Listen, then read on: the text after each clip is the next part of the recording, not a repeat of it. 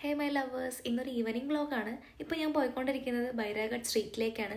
അവിടെ ധാരാളം ഷോപ്സും കാര്യങ്ങളൊക്കെ ഉണ്ട്. സോ നമുക്ക് അങ്ങോട്ട് പോയി നോക്കാം.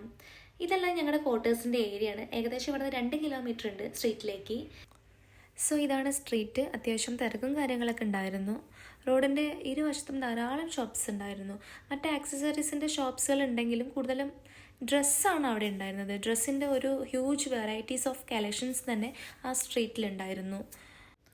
ഒരുപാട് ഡ്രസ്സിൻ്റെ ഷോപ്സുകൾ ഉള്ളതുകൊണ്ട് നമുക്ക് എവിടെ കയറണം എന്ന് ഭയങ്കര കൺഫ്യൂഷനാവും. അത്രമാത്രം ഡ്രസ്സിൻ്റെ ഷോപ്സുകളാണ് അവിടെ ഉള്ളത്.